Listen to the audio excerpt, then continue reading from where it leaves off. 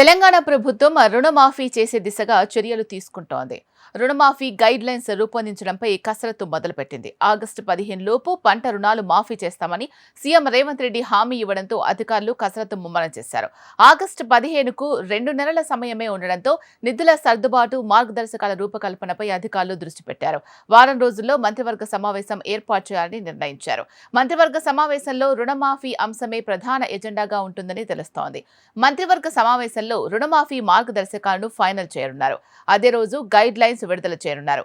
రుణమాఫీకి సంబంధించి సీఎం రేవంత్ రెడ్డి ఇప్పటికే వ్యవసాయ, ఆర్థిక శాఖ అధికారులతో చర్చలు జరిపారు. రుణమాఫీ చేయాలంటే కావలసిన నిధులు ఎలా సేకరించాలి, సేకరించిన నిధులు తిరిగి ఎలా చెల్లించాలని సమీక్షించారు.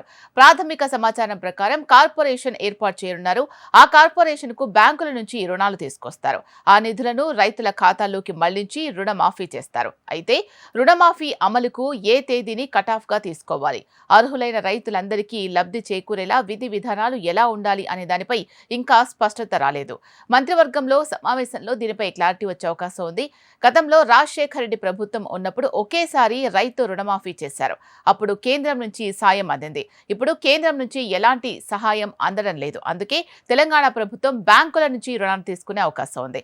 గతంలో చేసిన రుణమాఫీ అమలు తీరును పరిశీలించడంతో పాటు ఇతర రాష్ట్రాల్లో రుణమాఫీ పథకాలు, వాటి ఇంప్లిమెంట్ కు అనుసరించిన పద్ధతులను అధికారులు అధ్యయనం చేస్తున్నారు. కేంద్ర ప్రభుత్వం ఇప్పటికే అమలు చేస్తున్న రైతు సంక్షేమ పథకాల్లో అర్హుల ఎంపిక కోసం అనుసరిస్తున్న విధి విధానాలను రుణమాఫీకి అమలు చేసే విషయమై రాష్ట్ర ప్రభుత్వం పరిశీలిస్తున్నట్టు తెలిసిందే. మంత్రులు, ఎమ్మెల్యేలు, ఎమ్మెల్సీలు, మేయర్లు, జెడ్పీ చైర్మన్లు, రాజ్యాంగబద్ధమైన పదవుల్లో ఉన్నవారు, కేంద్ర, రాష్ట్ర ఉద్యోగులు, 10,000కు మించి పెన్షన్ అందుకునే రిటైర్డ్ ఉద్యోగులు, ఐటీ చెల్లించేవారు, డాక్టర్లు, ఇంజనీర్లు రుణమాఫీ చేయకుండా కేవలం రైతులకు మాత్రమే చేయాలని భావిస్తున్నట్లు తెలుస్తోంది.